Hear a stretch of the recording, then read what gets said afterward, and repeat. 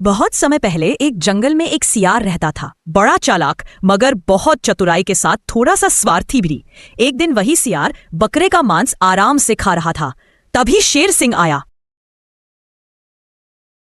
अरे यार, मैं थोड़ा पानी पीने के लिए क्या चला गया, तूने तो सारा बकरा ही खत्म कर दिया। अब क्या करें गुरुजी, भूख बहुत तेज लग रही थी इसीलिए ज्यादा खा लिया। और वैसे भी गुरुजी, यह बकरा बहुत ही छोटा था, इससे हम दोनों का पेट नहीं भरता। देख चेले, मैं बहुत मेहनत से शिकार करता हूं और मैं बूढ़ा होने के कारण छोटा शिकारी कर पाता हूं। उससे हम दोनों का पेट नहीं भरता। तुम्हारे लिए अच्छा होगा कि तुम मांस को छोड़कर फल और तरकारी खाना शुरू कर दो, जो तुम पहले खाते थे। पर गुरुजी, फल और तरकारी खाने से तो शरीर में ज्यादा ताकत नहीं आती और कमजोरी रहती है। मांस तो मुझको मजबूरी में खाना पड़ता है ताकि शरीर में ताकत आए और आंखों की रोशनी बढ़े। अरे तेरी ऐसी क्या मजबूरी हो गई जो तू मेरे हिस्से का खाना भी अकेले ही खा जाता है? देख भाई, अब तू मेरे साथ नहीं रहेगा तो अपना कहीं और देख ले। देख लो गुरुजी, अगर आप मुझको अपने से अलग करोगे तो आप छोटा शिकार भी नहीं कर पाओगे, क्योंकि उस छोटे शिकार को बहला फुसलाकर मैं ही लेकर आता हूँ आपके पास, तब आप उसको अपना शिकार बना पाते हो। अरे मूर्ख, तू भूल गया, मैं एक शेर हूं और शेर कितना भी बूढ़ा क्यों ना हो जाए वो शिकार करना नहीं भूलता। अब एक चिंदी चोर चेला मुझको शिकार करना बताएगा। अगर तुझको ऐसा लगता है कि तेरे बगैर मैं भूखा मर जाऊंगा और मुझसे शिकार नहीं होगा तो तू अभी के अभी यह जंगल छोड़कर चला जा। ठीक है गुरुजी, अगर आपको मैं बोझ लग रहा हूं तो मैं यहां से चला जाता हूं। अगर आपको कभी मेरी याद आए तो आ जाना। मैं आपके पड़ोस के जंगल में जा रहा हूं और आप देखना मैं अपनी बुद्धि से कैसे बैठा बैठा खाता हूं और वहां के सभी जानवरों को अपनी सेवा में लगा लेता हूं। उस जंगल में मेरी ऐसी सेवा होगी जैसे महाराज की होती है, आप देख लेना। कोई बात नहीं है, हम तुमको देख लेंगे कि तुम्हारी कैसे महाराज जैसी सेवा होती है। और शेर सिंह ने अपने चेले को भगा दिया। सियार दूसरे जंगल में आ गया।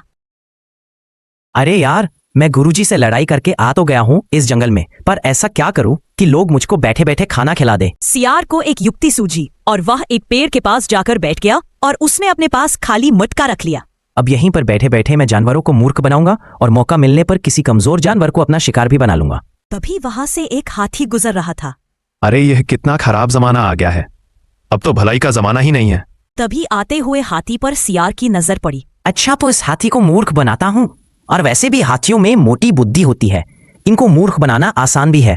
और सियार ने आवाज देकर हाथी को अपने पास बुलाया। अरे वो हाथी, जरा इधर तो आना, हमारे पास तुम्हारी हर समस्या का समाधान है।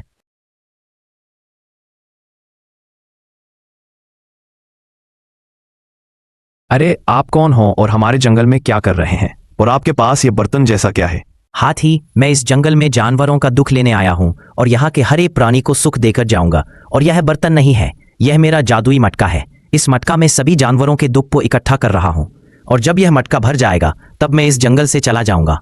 और गुरुजी, मेरी थोड़ी सी परेशानी है। कुछ मत बोल बच्चा, बाबा सब जानते हैं। हम परेशानी को बताने से पहले ही देख लेते हैं। हमको सब पता है, तुमने किसी के साथ भलाई की है और बदले में तुमको बुराई मिली है। तुम हर किसी के साथ अच्छा व्यवहार करते हो, बदले में तुमको बुराई ही मिलती है। ठीक कहा ना मैंने? हाँ बाबा, आपने बिल्कुल ठीक कहा। आप तो सच में सिद्ध पुरुष हो। हमारे तो भाग्य खुल गए जो आप हमारे जंगल में आए। बेटा, मैं हर किसी के जंगल में नहीं जाता, मैं उसी के जंगल में जाता हूँ जिसके जंगल में मौत तांडव करती है। क्या कहा बाबा? मौत तांडव करती है? हाँ बच्चा, तुम्हारे जंगल में घोर संकट आने वाला है। इस जंगल के जानवरों को संकट से बचाने के लिए ही तो मैं इस जंगल में आया हूँ और मैं इसी स्थान पर बैठे बैठे जंगल के सभी कष्ट को अपने मटके में इकट्ठा कर रहा हूँ। और जब तक ये मटका भर नहीं जाता मैं इस स्थान से खड़ा नहीं हो सकता। इसीलिए तुम जंगल के सभी जानवरों को भी यह बात बता दो कि इस जंगल पर मौत का तांडव होने वाला है और जानवर इधर उधर ना जाएं। बता दूंगा बाबा जी, आप खड़े नहीं हो सकते, इसीलिए मैं आपके लिए भोजन की व्यवस्था करता हूँ और जानवरों को भी कहता हूँ कि वह आपके लिए भोजन लेकर आए। और हाँ बच्चा, एक बात और ध्यान रहे, मैं तुमसे जो भोजन लूंगा वो भोजन नहीं होगा, वो भोजन के रूप में तुम्हारा दुख दर्द होगा, जिसे मैं खाकर तुमको दुख दर्द से आजाद करूंगा। इसीलिए जानवरों से कहना कि ज्यादा से ज्यादा भोजन लाएं ताकि मैं उनके दुख दर्द को बहुत जल्दी खत्म कर सकूं। ठीक है बाबा जी, मैं समझ गया। जो जितना खाना लाएगा उसका उतना ही दुख दर्द कम होगा और उतनी ही जल्दी आपका मटका भर जाएगा और आप हमारे जंगल के संकट को लेकर चले जाओगे। शीघ्र जाओ बच्चा, हमारे पास समय नहीं है।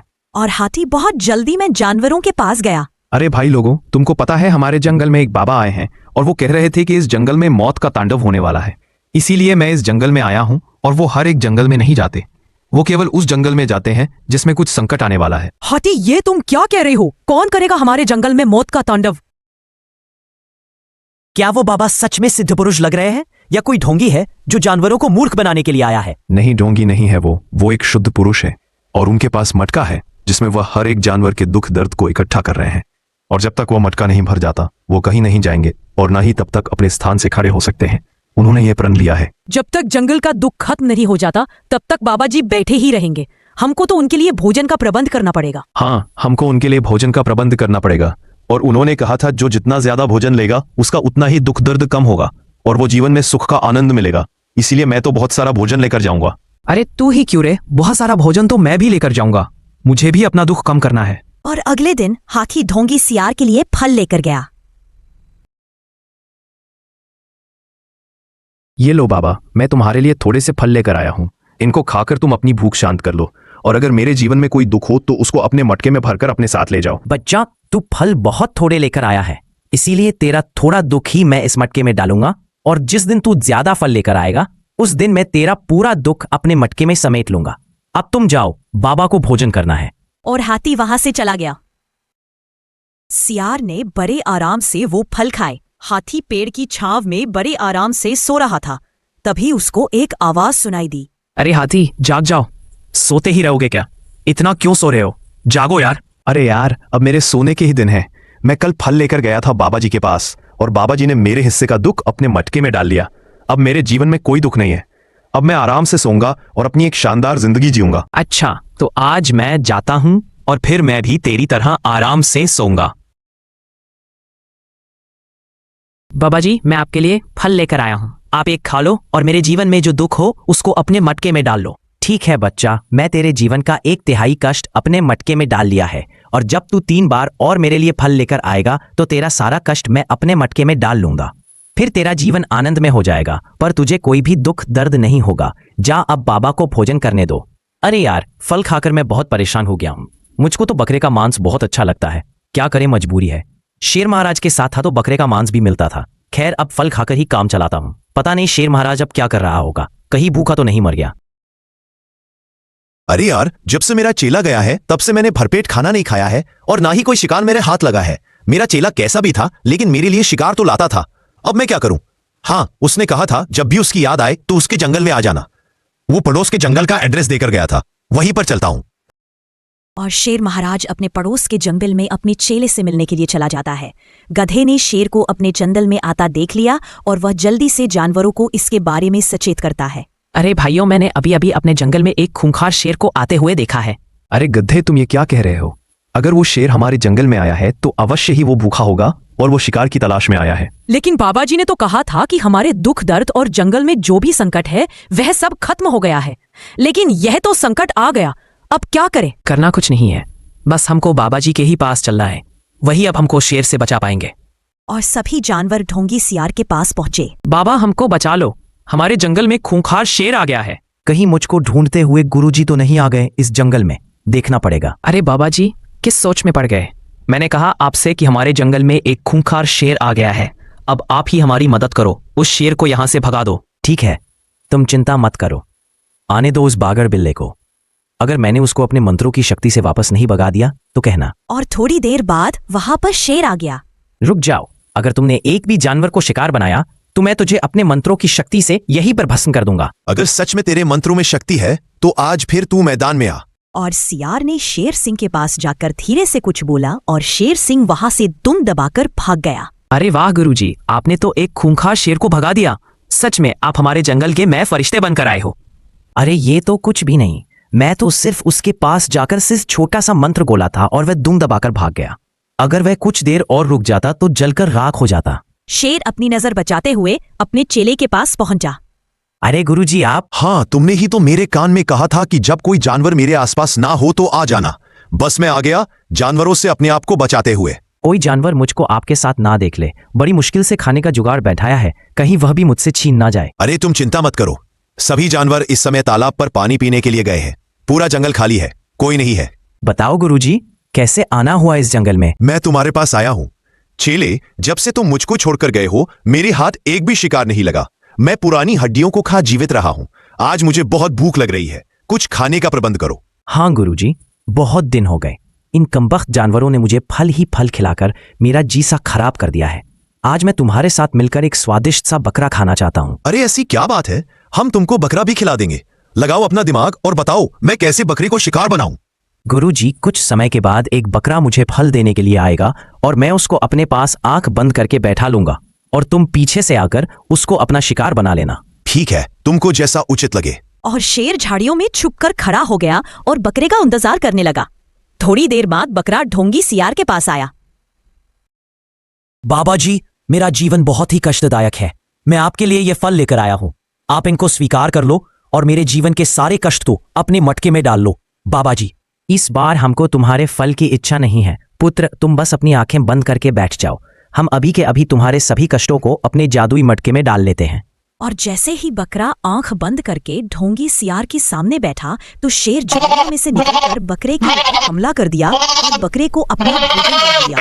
और फिर दोनों बकरे की दावत उड़ाने लगे। वाह गुरुजी, आज तो बहुत दिनों के बाद बकरा खाया है। तबीयत खुश हो गई गुरुजी। आप इसी जंगल में रहना, कहीं पर भी मत जाना। अगर मुझे जाना ही होता तो मैं इस जंगल में क्यों आता? तुम नहीं जानते मैं तुम्हारे बगैर कितना कमजोर था। अगर मैं तुम्हारे पास नहीं आता तो मेरी भूख से तड़पकर मृत्यु हो जाती। हाँ गुरुजी, आपने बिल्कुल ठीक कहा। अगर आप यहाँ पर नहीं आते तो मैं भी घटिया फल खाकर अपने आप को अधमरा सा कर लेता। इसीलिए तो हमारे बुजुर्ग ने कहा है कि 1 और 1 2 नहीं बल्कि 11 होते थे। अब हम हमेशा इसी जंगल में रहेंगे और यहाँ के जानवरों को ऐसे ही मूर्ख बनाते रहेंगे। अब कोई भी जानवर बाबा जी के पास आता और बाबा जी उसको अपने पास आंख बंद करके बैठा लेते और शेर पीछे से आके हमला कर देता।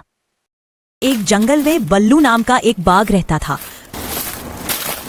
वो सारा दिन सोता ही रहता था और जैसे ही रात होती थी वो शेर की गुफा में जाकर उसके शिकार को चुरा लाता था और उस शिकार को पेट भर कर खाता था।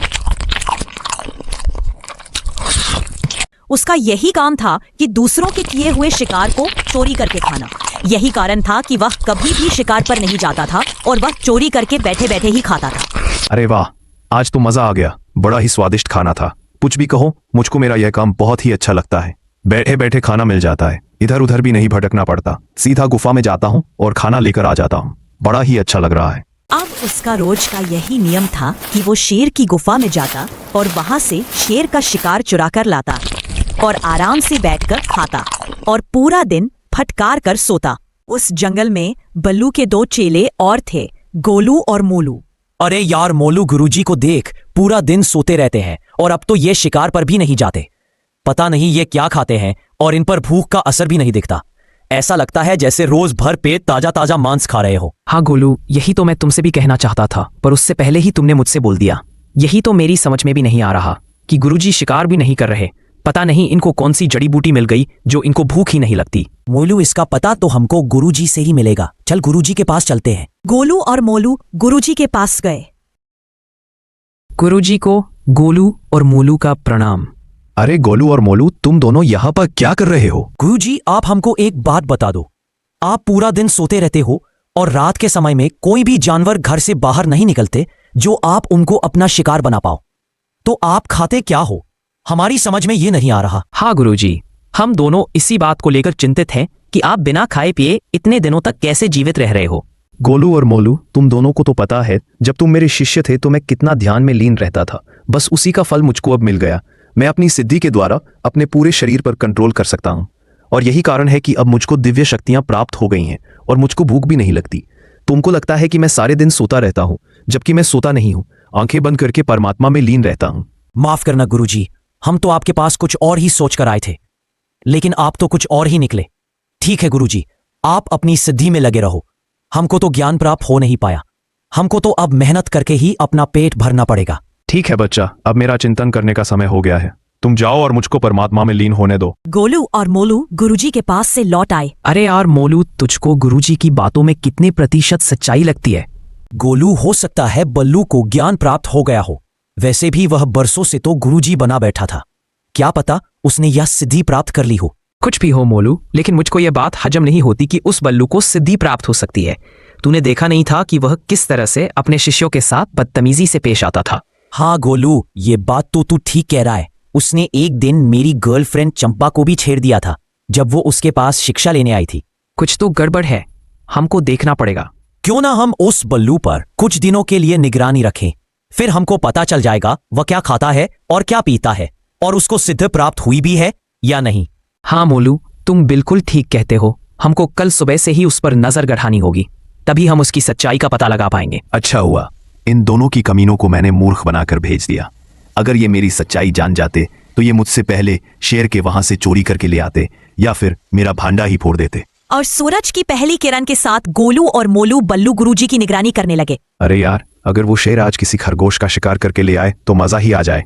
बहुत दिन हो गए खरगोश का मांस नहीं खाया। मोलू, वो देखो, गुरुजी जाग गए हैं और खुद से ही बातें करने लग रहे हैं। पता नहीं क्या बातें कर रहे हैं। सुनाई तो यहाँ तक दे नहीं रही है। कोई बात नहीं है गोलू, सुनाई नहीं दे रही तो क्या हुआ? गुरुजी तो हमको दिखाई दे रहे हैं। जो भी कुछ बातें कर रहे होंगे उसके हिसाब से ही तो वह जाएंगे, फिर हम उनका पीछा कर लेंगे। करने दो, क्या बातें कर रहे हैं अपने आप से। गोलू और मोलू को दोपहर हो गई। अरे मोलू यार, देख, सुबह से दोपहर हो गई।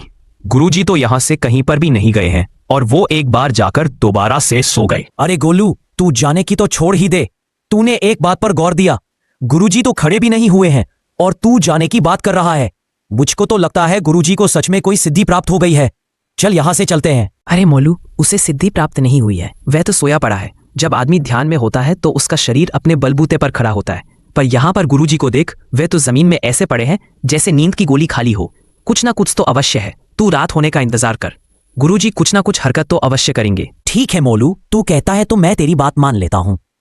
और दोनों इंतजार करते हैं और बल्लू खड़े होकर जाने लगा। अरे मोलू, वो देख, गुरुजी तो खड़े होकर जा रहे हैं। हाँ गोलू, तुमने बिल्कुल ठीक कहा। चल हम भी इनका पीछा करते हैं। गोलू और मोलू भी बल्लू का पीछा करने लगे और बल्लू शेर की गुफा में घुस गया।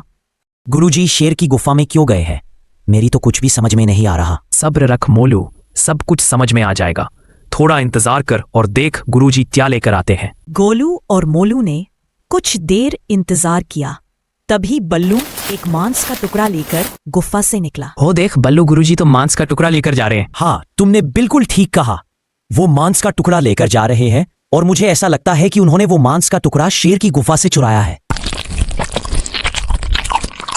हम तो इसको सिद्ध गुरुजी समझ रहे थे, पर यह तो चोर निकला। चल गोलू, चलकर शेर को बता देते हैं कि उसका शिकार बल्लू लेकर जाता है। अरे मोलू, पागल हो गया क्या तू?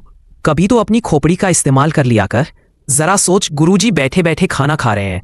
हमने तो उनको आज देखा है ना जाने वो कब से शेर का शिकार चुरा कर खा रहे हैं। क्यों ना हम भी गुरुजी का शिकार चुरा कर खाएं? जब गुरुजी यहाँ से शिकार चुरा कर लेकर जाएंगे तो हम उनका पीछा करेंगे और उनका शिकार चुरा लेंगे। हाँ गोलू, ये बहुत अच्छा आइडिया है। कल से हम ऐसा ही करेंगे। तैयार रहना, तुम शाम को ही आ जाना और गुरुजी के पीछे चलेंगे। बल्लू चल, अब धंधे पर तेरा जाने का टाइम हो गया है। आज जरूर वो शेर कुछ बढ़िया शिकार करके लाया होगा। कल का तो बहुत ही स्वादिष्ट मांस था। मैंने बोला ही था कि मुझको हिरण का मांस चाहिए और शेर की गुफा में मुझको हिरण का ही मांस मिल गया। बहुत मजा आया खाने में। आज मेरा मन जंगली सुअर का मांस खाने को कर रहा है। आज जंगली सुअर का मांस मिलना चाहिए। अरे यार, यहाँ पर हिरण का मांस रखा था, कौन ले गया? मैंने रात को जब पेट भर के खाया था तो बाकी बचा हुआ यहीं पर रख दिया था। पता नहीं कौन है जो मेरे शिकार को चुरा कर ले जाता है। अब मुझको निगरानी रखनी होगी।